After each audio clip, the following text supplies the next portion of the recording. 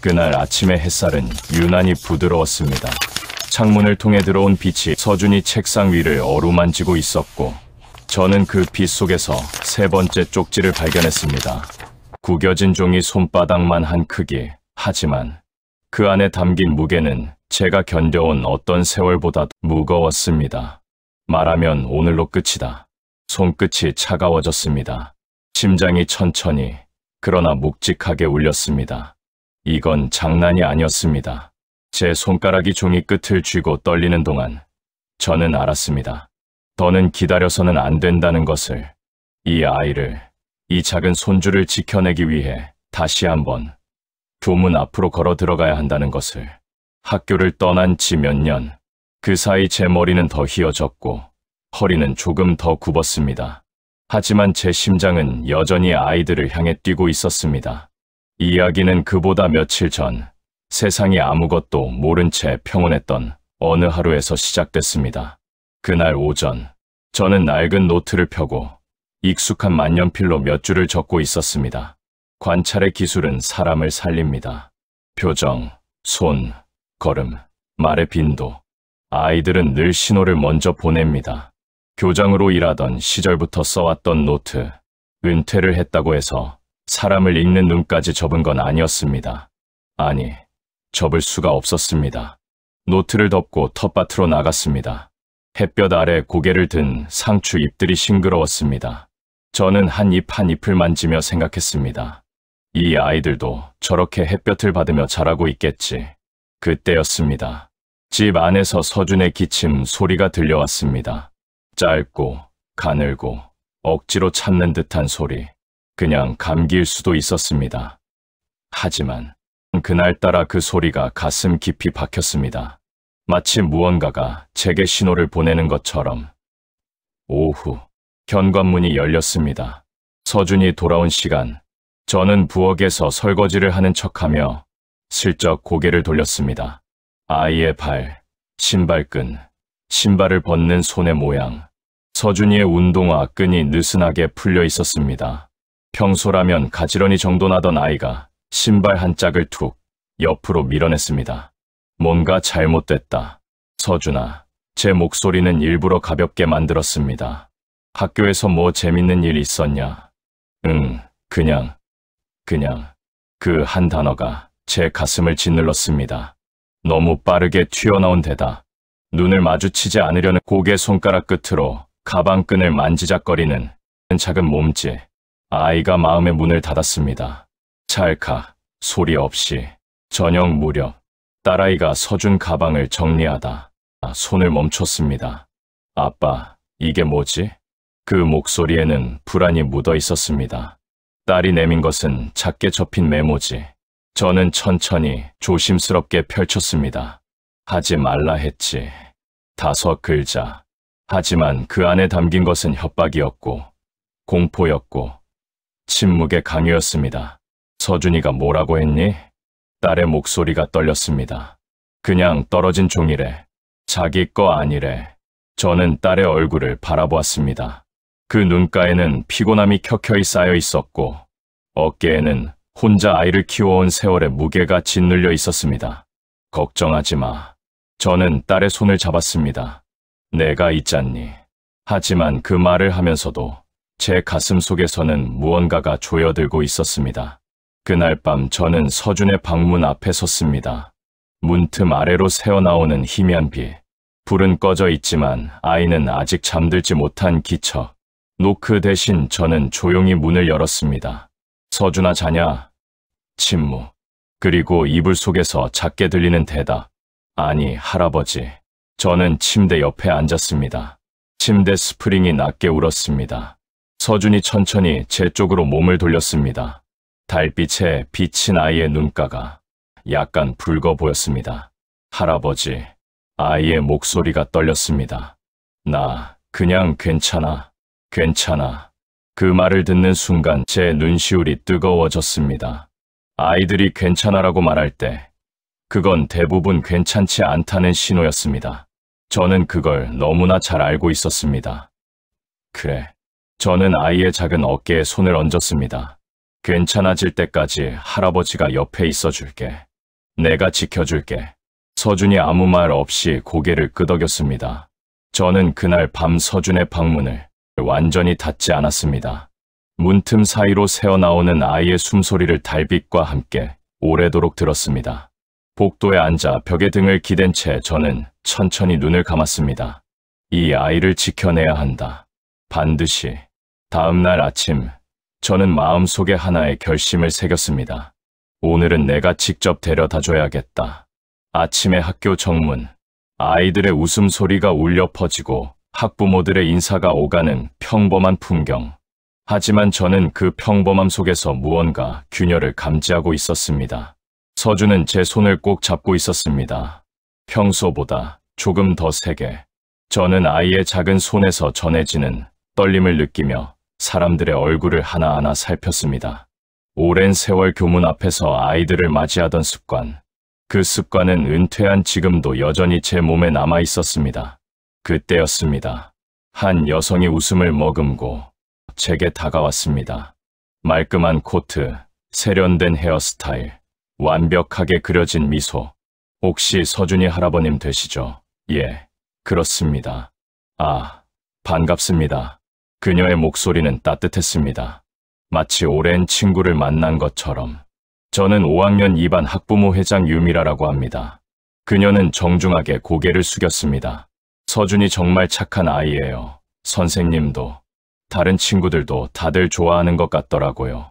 그 말만 들으면 세상 어디에도 문제가 없는 것 같았습니다. 하지만 제 옆에 서 있던 서준의 손에서 갑자기 힘이 빠지는 것을 느꼈습니다. 아이의 어깨가 미세하게 움츠러들었습니다. 저는 슬쩍 고개를 돌려 서준을 보았습니다.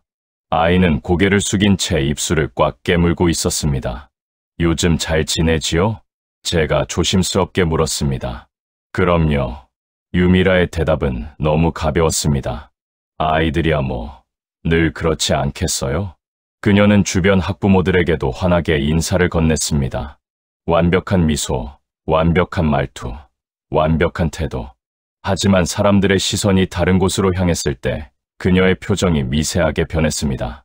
목소리 톤이 살짝 낮아졌습니다. 근데요, 할아버님. 네, 요즘 반에서 조금 예민한 일들이 있는 것 같아요. 그 한마디에 공기가 달라졌습니다. 다른 엄마들이 조금 불안해하시더라고요. 저는 그녀의 눈을 바라보았습니다. 그 눈 속에는 걱정이 아니라 계산된 의도가 숨어 있었습니다. 혹시 서준이가 집에서도 좀 예민해진 건 아니신지. 그녀는 여전히 미소를 짓고 있었습니다. 저희도 아이들이랑 잘 지내길 바라는 마음이니까요. 서로를 위해서라도요. 겉으로는 배려였습니다. 평화였습니다. 아이들을 위한 마음이었습니다. 하지만 그 말의 진짜 의미는 선명했습니다. 문제는 당신 손주에게 있다. 저는 천천히 숨을 들이켰습니다. 그렇습니까? 짧은 대답. 유미라는 곧 다시 밝은 얼굴로 돌아가 다른 학부모들과 웃으며 이야기를 나눴습니다. 저는 그 모습을 보며 등골이 서늘해지는 것을 느꼈습니다. 앞에서 보이는 얼굴과 뒤에서 속삭이는 목소리 사이의 거리. 그 거리가 한 아이를 삼키고 있었습니다. 그날 오후, 저는 오지연 선생에게 조심스럽게 문자를 보냈습니다. 선생님, 서준이 할아버지입니다. 시간 되실 때 잠시 뵙고 싶습니다. 이야기 나누고 싶은 것이 있습니다. 답장은 금방 왔습니다. 오늘 퇴근 후 괜찮으시면 학교에서 뵐까요? 해질녘의 교실. 텅 빈 교실에는 석양빛이 가득 들어와 있었습니다. 아이들이 앉았던 의자들, 낙서가 그려진 책상들, 칠판에 남은 분필 자국들. 저는 그 풍경을 바라보며 제가 수십 년간 서 있었던 교실들을 떠올렸습니다. 문이 열렸습니다. 오지연이 들어왔습니다. 그녀의 얼굴에는 피로가 깊게 새겨져 있었습니다. 하지만 그보다 더 짙은 것은 죄책감이었습니다. 앉으시죠. 저는 먼저 말을 건넸습니다. 선생님. 네, 제가 교장으로 있으면서 늘 강조했던 말이 있습니다. 오지연이 천천히 제 눈을 바라보았습니다. 아이들이 힘들어질 때 가장 먼저 눈치채는 사람은 담임 선생님이라는 말입니다. 그 말에 오지연의 눈가가 붉어졌습니다. 서준이 힘들어 보입니까? 침묵, 그리고 작게 떨리는 목소리. 네, 솔직히 예. 오지연은 고개를 떨구었습니다. 그런데 제가 너무 늦게 인정한 것 같습니다. 그녀의 손이 떨리고 있었습니다. 처음엔 그녀가 입을 열었습니다. 처음엔 그냥 아이들끼리의 작은 다툼이라고 생각했어요. 요즘 아이들은 말도 세고 표현도 거칠어서 그냥 그러려니 했습니다. 그녀는 깊게 숨을 들이켰습니다. 그런데 학부모님들 카톡방에서 이야기가 나오기 시작했어요. 어떤 이야기였습니까? 몇 분이 계셨는데 오지연은 잠시 망설이다 말을 이었습니다. 그 중에 유미라 학부모님이 중심에 계셨어요. 제 예상이 맞아떨어지는 순간이었습니다. 우리 아이가 서준이 때문에 힘들어한다. 선생님이 좀 더 확실히 지도해 주셔야 하는 거 아니냐. 그런 식의 메시지들이 계속 올라왔어요. 오지연은 휴대폰을 꺼내 저에게 몇 개의 카톡 캡처 화면을 보여주었습니다. 표현은 모두 정중했습니다. 걱정하는 듯한 말투였습니다. 하지만 그 말들이 모여 만들어낸 결론은 하나였습니다. 서준이가 문제다. 선생님께 민원도 들어왔습니까? 네. 오지연의 목소리가 더 작아졌습니다. 전화도 여러 번 받았고요. 어느 날은 이런 말씀도 하셨어요. 그녀는 잠시 눈을 감았습니다. 요즘 교사 평가가 중요하잖아요. 선생님, 작은 일이라고 가볍게 넘기시면 다른 엄마들이 가만히 있지 않을 거예요. 그 문장을 듣는 순간 저는 주먹을 쥐었습니다. 한 교사를 얼어붙게 만드는 말, 책임감을 공포로 바꿔버리는 말. 그래서 어떻게 하셨습니까? 조금만 조용히 지나가면 괜찮아지겠지. 그렇게 생각했습니다. 그 사이에 서준이는 점점 더 말을 잃어갔고요. 교실 안에 침묵이 흘렀습니다. 석양빛이 점점 짙어지고 있었습니다. 선생님, 제가 조용히 말했습니다. 저는 선생님을 비난하기 위해 온 것이 아닙니다. 오지연이 고개를 들었습니다. 다만 누군가는 이 사실을 정확히 보고 있어야 합니다. 기록하고, 증언하고, 진실을 지켜야 합니다. 오지연은 눈물을 닦으며 고개를 끄덕였습니다. 저도 이제는 숨기면 안 된다는 걸 알겠습니다. 그녀는 가방에서 작은 메모장을 꺼냈습니다. 제가 본 것, 들은 것, 여기 정리해뒀습니다. 메모장에는 날짜와 상황, 아이들의 대화, 학부모 통화 내용이 빼곡히 적혀 있었습니다. 저는 그 메모장을 받아들며 생각했습니다. 이건 아이들끼리의 싸움이 아니다. 어른들이 만들어낸 구조다. 그날 밤, 집으로 돌아와 저는 책상 앞에 앉았습니다. 쪽지와 메모장을 나란히 펼쳐놓고 오래도록 바라보았습니다. 창밖으로 달이 떠올랐습니다. 저는 작은 노트를 꺼내 만년필로 천천히 적었습니다. 협박, 침묵 강요, 죄책감 주입. 어떤 어른들은 이 방식을 너무 익숙하게 사용한다. 그리고 그 칼날은 언제나 가장 약한 아이를 향한다. 저는 펜을 놓고 창밖을 바라보았습니다. 달빛 아래 고요한 밤. 하지만 제 가슴속에서는 폭풍이 일고 있었습니다. 다음 날 오후, 현관문이 열리는 소리. 저는 일부러 현관 앞에 앉아 있었습니다. 서준을 기다리며 아이의 발걸음 소리가 들렸습니다. 평소보다 무거운 걸음, 마치 온 세상을 등에 짊어진 것처럼.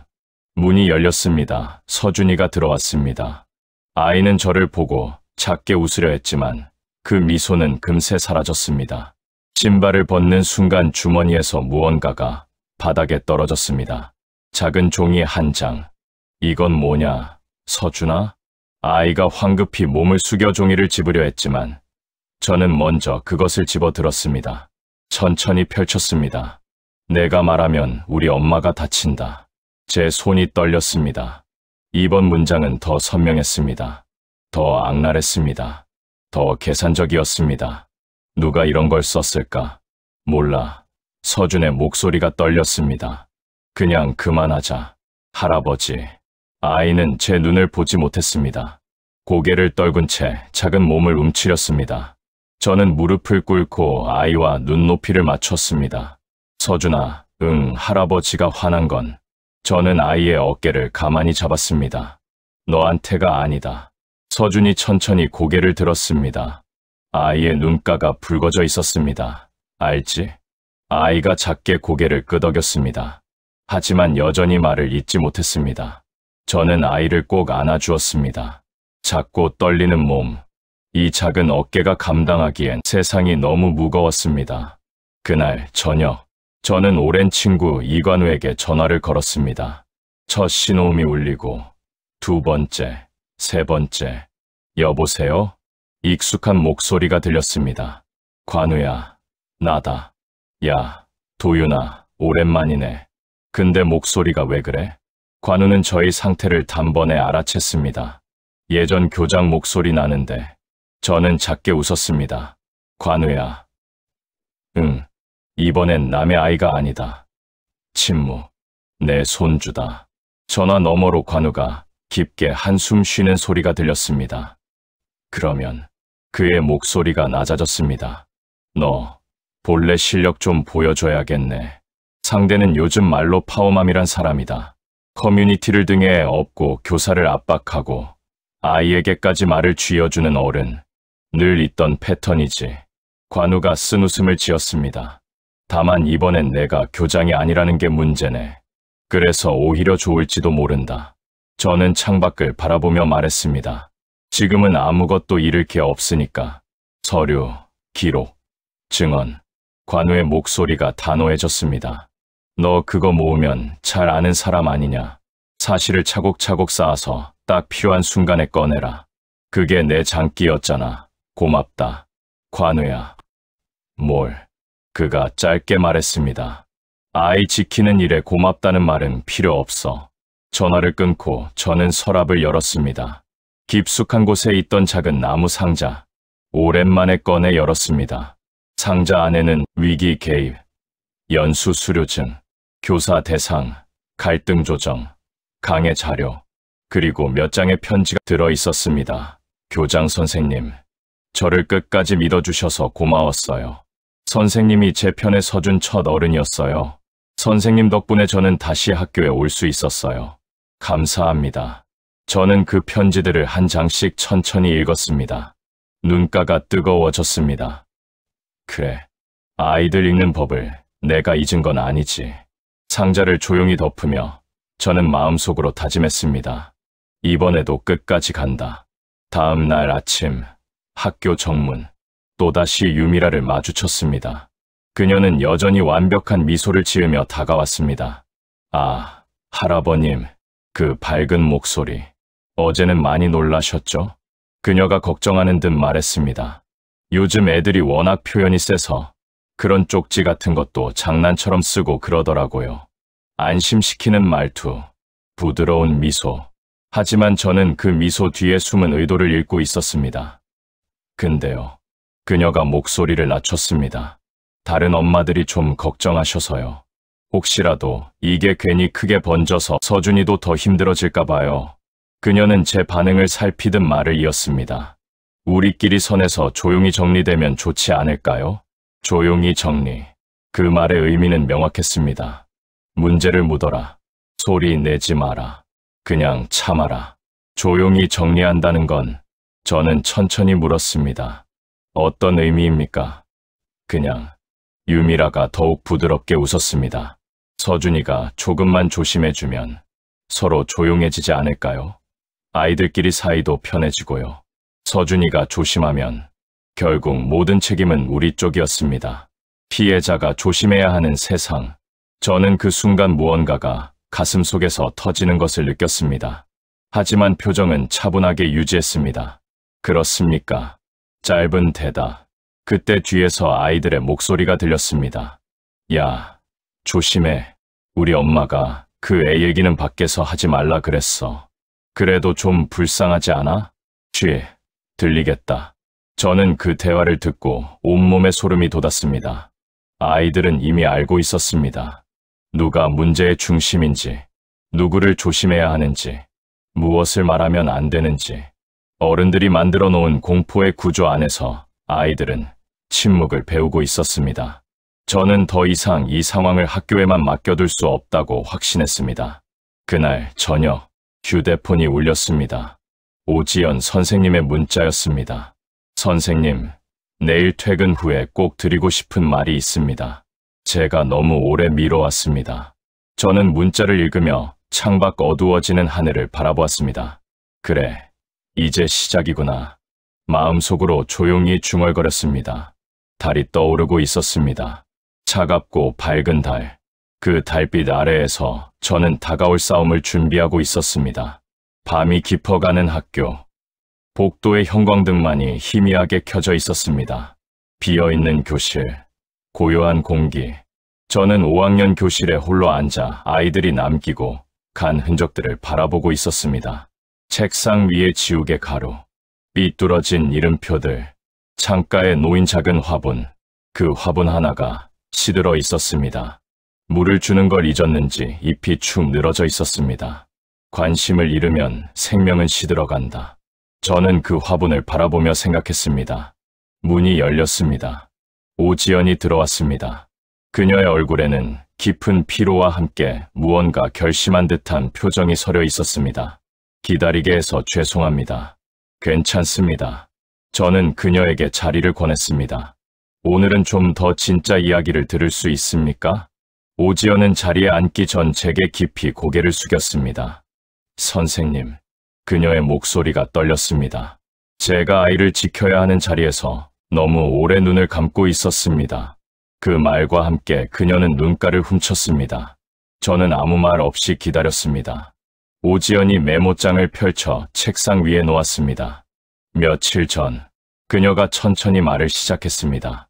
유미라 학부모님 아이와 서준이 사이에 작은 다툼이 있었습니다. 어떤 다툼이었습니까?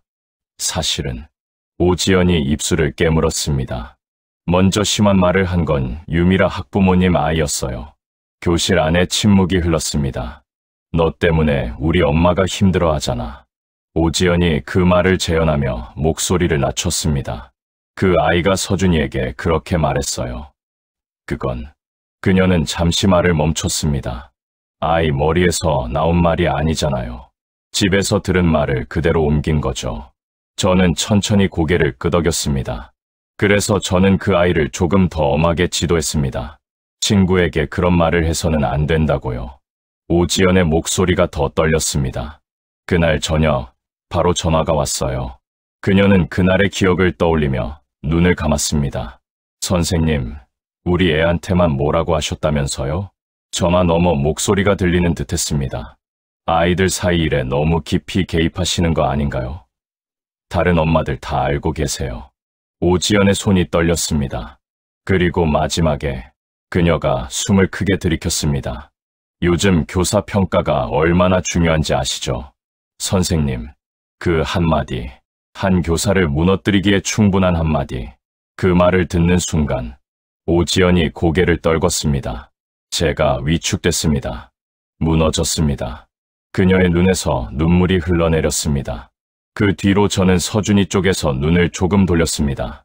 문제가 없다고, 곧 괜찮아질 거라고 믿고 싶었습니다. 그래야 그녀가 떨리는 목소리로 말했습니다. 제가 덜 흔들릴 것 같았으니까요. 교실 안은 고요했습니다. 창밖으로 바람 소리만 희미하게 들렸습니다. 선생님, 제가 조용히 입을 열었습니다. 선생님이 힘들었다는 거 이해합니다. 오지연이 제 눈을 바라보았습니다. 그러나 저는 잠시 말을 멈췄습니다. 아이에게는 그 사이 시간이 어땠을지 생각해 보셨습니까? 그 질문에 오지연은 대답하지 못했습니다. 다만 고개를 더 깊이 숙였습니다. 한참의 침묵 끝에 그녀가 다시 입을 열었습니다. 그래서 이제라도 말하려고 합니다. 오지연이 메모장을 제 쪽으로 밀었습니다. 서준이는 잘못한 게 없습니다. 오히려 계속 두려움에 시달렸습니다. 그 두려움은 어른들의 말에서 시작됐습니다. 저는 메모장을 천천히 넘겼습니다.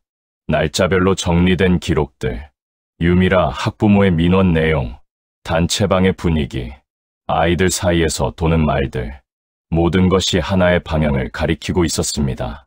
아직 공식 보고로 올리지는 못했지만 오지연이 말했습니다. 제 양심으로 쓴 기록입니다. 저는 그 메모장을 받아들며 조용히 말했습니다. 이건 선생님의 양심이자 나중엔 이 아이들을 지키기 위한 증거가 될 겁니다. 복도 밖은 이미 깊은 밤이었습니다. 학교는 완전히 어둠 속에 잠겨 있었습니다. 학부모 회의가 열린다고 하셨지요? 네. 오지연이 고개를 끄덕였습니다. 다음 주 금요일입니다. 유미라 학부모님이 먼저 제안하셨어요. 요즘 반 분위기 점검 차원에서라고 하셨지만 그녀는 잠시 망설이다 말을 이었습니다. 실제로는 서준이 문제를 공식화하려는 자리 같았습니다. 저는 잠시 생각에 잠겼습니다.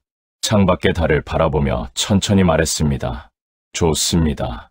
그러면 그 자리는 진실을 바로잡는 자리가 될 수도 있겠군요. 오지연의 얼굴에 걱정이 스쳤습니다. 괜찮으시겠어요? 그분 생각보다 영향력이 크십니다. 저는 작게 웃었습니다. 선생님. 네.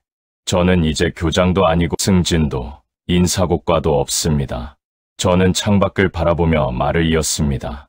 잃을 건 많지 않습니다. 하지만 지켜야 할 것은 아직 남았습니다. 그 말에 오지연이 작게 웃었습니다. 눈물 섞인 웃음이었습니다. 감사합니다. 아닙니다. 저는 천천히 일어서며 말했습니다. 우리는 각자 자기 자리에서 해야 할 일을 하는 것뿐입니다. 집으로 돌아오는 길, 밤바람이 차가웠습니다.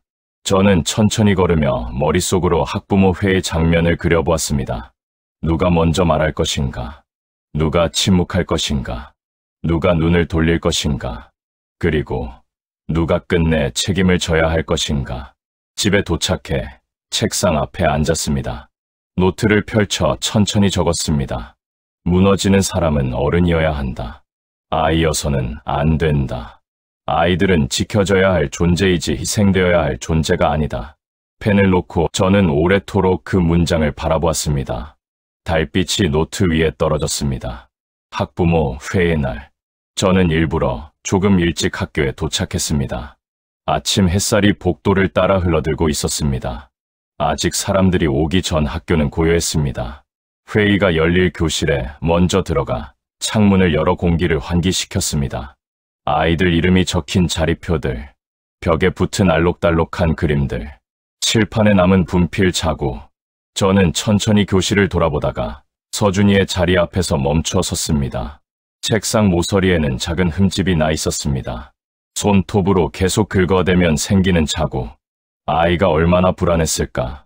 제 손이 그 흠집 위를 천천히 어루만졌습니다. 차가운 책상이었지만 그 안에서 아이의 떨림이 느껴지는 것 같았습니다. 잠시 후 학부모들이 하나둘 들어오기 시작했습니다.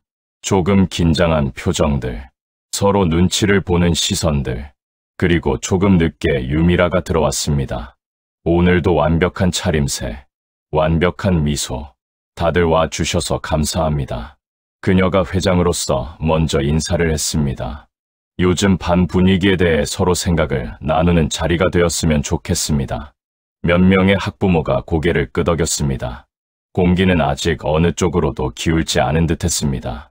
그때 오지연이 조심스럽게 말했습니다. 시작하기 전에 모두의 시선이 그녀에게 쏠렸습니다. 한도윤 어르신께서 잠깐 말씀을 해주셔도 좋을 것 같습니다. 오지연이 저를 바라보았습니다.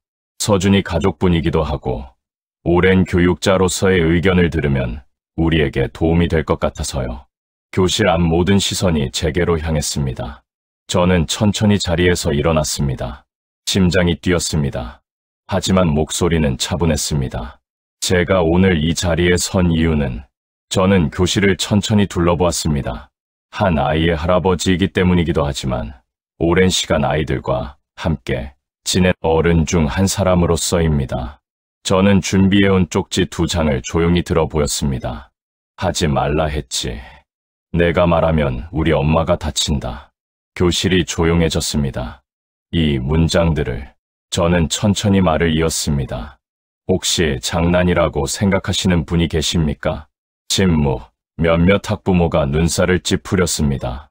누군가는 입술을 깨물었습니다. 이건 장난이 아닙니다. 저는 쪽지를 내려놓으며 말했습니다. 이건 아이에게 침묵을 강요하는 말입니다. 그리고 이 2번째 문장은 저는 잠시 말을 멈췄습니다. 어른들의 세계에서 더 자주 쓰이는 방식입니다.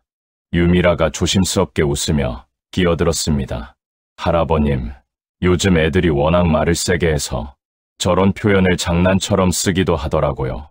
너무 확대 해석하실 필요는 그럴 수도 있겠지요. 저는 그녀를 바라보며 말했습니다. 그런데 저는 준비해온 서준이의 그림을 펼쳤습니다. 이 쪽지가 나오기 전과 후에 한 아이 표정을 저는 매일 봐왔습니다. 그림 속에는 아이들 뒤에 서 있는 커다란 손이 그려져 있었습니다. 말풍선을 쥐고 있는 손. 이건 서준이가 그린 그림입니다. 학부모들이 몸을 앞으로 기울여 그림을 보았습니다. 여기 아이들 뒤에 서 있는 큰 손이 보이십니까? 교실 안이 더욱 조용해졌습니다. 아이들은 자신을 괴롭히는 사람이 누구인지 정확히 그려냅니다. 저는 그림을 천천히 들어 올렸습니다. 그 손이 실제로 누구 손이든 아이 마음에 남은 건 어른이 말을 쥐고 있다는 기억입니다. 잠시 정적이 흘렀습니다. 숨소리만 들릴 정도로 조용한 순간, 그때 오지연이 자리에서 일어섰습니다. 말씀드리고 싶은 게 있습니다. 그녀는 떨리는 손으로 메모장을 들었습니다. 저는 이 반의 담임 교사로서 그녀의 목소리가 떨렸습니다. 상당히 오랫동안 이 상황을 제대로 보지 못했습니다. 아니, 그녀는 눈을 감았습니다. 보고도 외면했습니다. 몇몇 학부모가 놀란 표정을 지었습니다. 며칠 전 있었던 다툼에서 오지연이 메모장을 펼쳤습니다. 실제로 서준이에게 먼저 심한 말을 한 아이는 유미라 학부모님의 아이였습니다. 공기가 무거워졌습니다. 너 때문에 우리 엄마가 힘들어하잖아. 오지연이 그 말을 천천히 재현했습니다. 그 말은 집에서 들은 말을 그대로 옮긴 거라고 생각했습니다. 유미라의 얼굴에서 미소가 사라졌습니다. 그래서 저는 그 아이를 조금 더 엄하게 지도했습니다. 그날 저녁 전화를 받았습니다. 오지연의 목소리가 더 떨렸습니다. 우리 아이에게만 뭐라고 하셨다. 요즘 교사 평가 생각 안 하시냐. 그런 말씀을 들으면서 그녀는 잠시 말을 멈췄습니다. 제가 두려워졌습니다. 교실 안 공기가 얼어붙었습니다. 그래서 저는 서준이를 지켜보는 대신 피해자와 가해자를 같은 위치에 두기 시작했습니다. 오지연이 눈가를 닦았습니다. 이 아이의 두려움을 제 두려움 뒤에 숨겼습니다. 그 점, 그녀가 깊이 고개를 숙였습니다. 사과드립니다. 누군가 조용히 흐느끼는 소리가 들렸습니다. 몇몇 학부모가 고개를 숙였습니다. 유미라가 조용히 입을 열었습니다. 잠깐만요. 그녀의 목소리에도 떨림이 있었습니다. 너무 저를 한쪽으로 몰고 가시는 것 같네요. 저도 제 아이를 지키려는 마음에서 그 마음을 이해합니다. 제가 말을 받았습니다. 부모라면 누구나 그럴 수 있습니다. 저는 유미라를 정면으로 바라보았습니다. 다만 저는 천천히 분명하게 말했습니다. 내 아이를 지키기 위해 다른 아이를 희생시킬 권리는 어느 누구에게도 없습니다. 유미라가 할 말을 잃었습니다. 학부모님, 저는 계속 말을 이었습니다. 단체방에서 다른 어머니들을 한 방향으로 묶어 세우신 적 있으시지요? 다른 엄마들도 걱정하고 있다. 우리 아이들이 피해를 볼 수 있다. 그런 표현들로요. 그녀의 얼굴에서 여유가 사라졌습니다. 그건 그냥 공유 차원에서. 그 공유가 저는 목소리에 힘을 주었습니다. 한 아이를 교실에서 고립시켰습니다. 선생님은 그 압박 속에서 옳은 판단을 미루게 되었고 결국 그 사이에 아이가 죄책감에 잠겨버렸습니다. 저는 교실을 다시 한번 둘러보았습니다. 여기 계신 여러분, 모든 이의 시선이 저에게 쏠렸습니다. 우리는 어른입니다. 저는 천천히 말을 이었습니다. 어른이 불안하고 두려울 수 있습니다. 저도 그렇습니다. 우리 모두 그렇습니다. 저는 잠시 말을 멈췄습니다. 하지만 그 불안과 두려움은 우리가 서로 나누고 감당해야 할 몫입니다. 제 목소리가 교실에 울렸습니다. 아이들 손에 쥐어줄 말이 아닙니다. 하지 말랬지. 내가 말하면 엄마가 다친다. 저는 쪽지를 다시 들어 보였습니다. 이런 말은 아이들 입에서 나와서는 안 되는 말입니다. 침묵.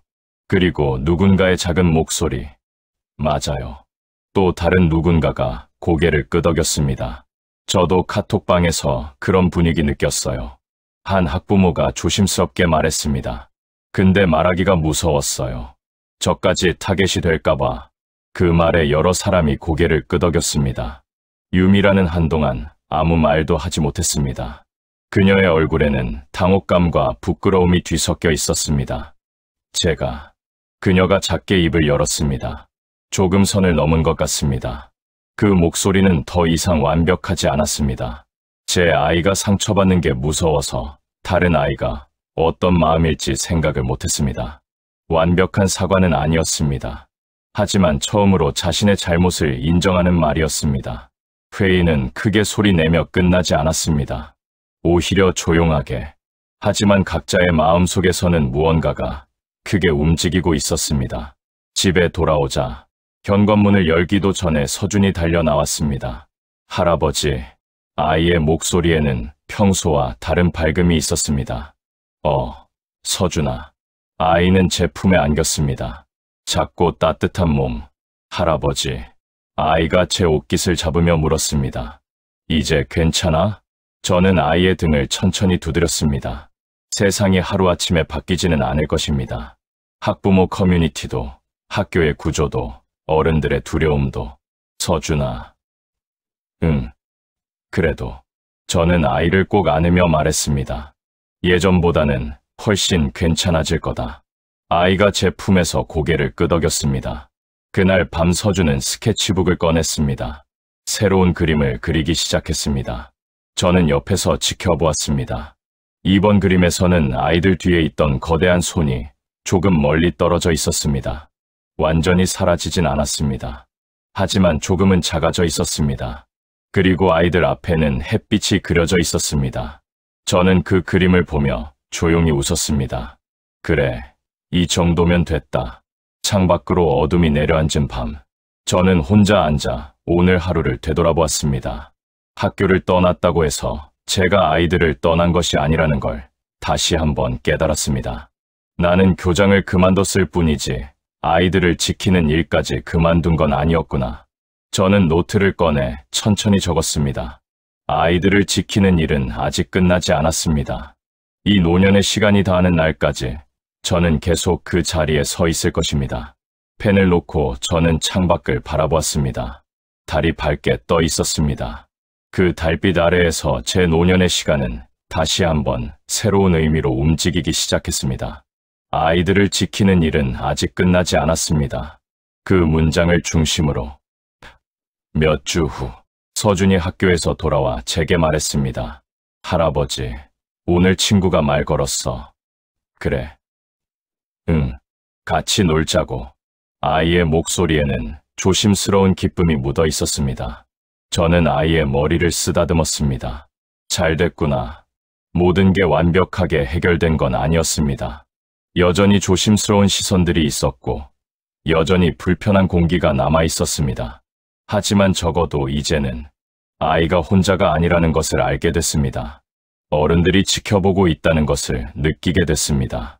그리고 무엇보다 침묵을 강요당하지 않아도 된다는 것을 배웠습니다. 어느 봄날, 저는 다시 학교 정문 앞에 서 있었습니다. 손주를 데려다 주러 온 길, 햇살이 따뜻했습니다. 아이들이 웃으며 뛰어다니고 학부모들이 인사를 나누는 평범한 아침, 오지연 선생이 멀리서 저를 보고 손을 흔들었습니다.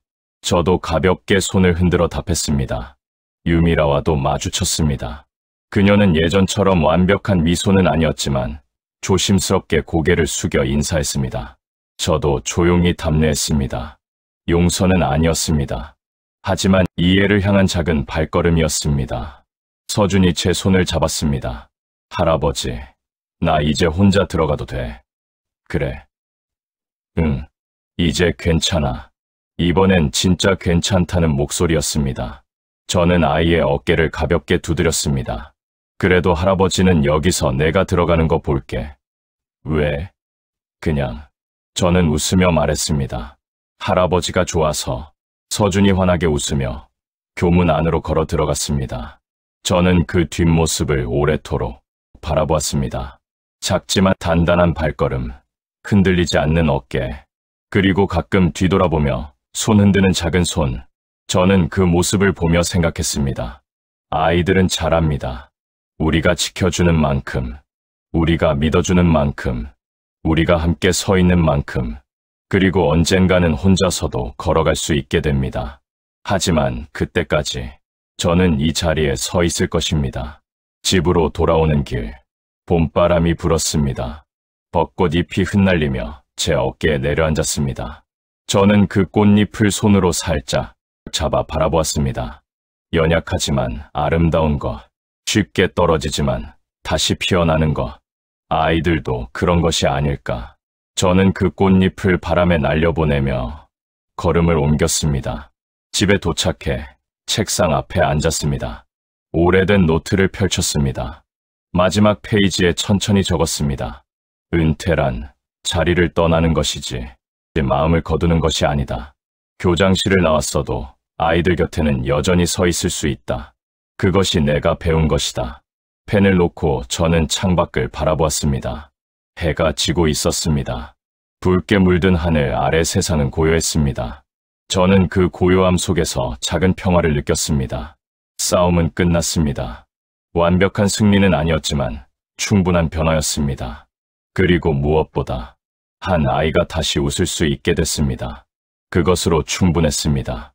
저는 천천히 노트를 덮었습니다. 만년필을 정리하고 책상 서랍을 닫았습니다. 거실로 나가니 서준이 숙제를 하고 있었습니다. 할아버지, 이거 좀 봐줄래? 그래. 저는 아이 옆에 앉았습니다. 아이의 공책에는 삐뚤빼뚤한 글씨로 이렇게 적혀 있었습니다. 내 꿈은 할아버지처럼 아이들을 지키는 사람이 되는 것입니다. 제 눈가가 뜨거워졌습니다. 서준아. 응? 좋은 꿈이다. 아이가 환하게 웃었습니다. 저는 아이의 머리를 쓰다듬으며 생각했습니다. 세대는 이어집니다. 지키는 마음도 이어집니다. 제가 서 있던 자리에 언젠가 이 아이가 설 것입니다. 그리고 또 다른 아이들을 지켜줄 것입니다. 그것이 우리가 할 수 있는 가장 아름다운 일입니다. 밤이 깊어갔습니다. 달이 떠올랐습니다. 저는 창가에 서서 그 달을 바라보았습니다. 오랜 세월 교문 앞에 섰던 날들, 수많은 아이들의 얼굴, 웃음과 눈물, 두려움과 용기, 모든 것이 제 안에 살아 있었습니다. 은퇴했지만 끝나지 않은 이야기, 떠났지만 여전히 머무는 마음. 저는 그 모든 것을 가슴에 품고 조용히 미소 지었습니다. 아이들을 지키는 일은 아직 끝나지 않았습니다. 이 노년의 시간이 다하는 날까지 저는 계속 그 자리에 서 있을 것입니다. 달빛 아래에서 조용히 하지만 단단하게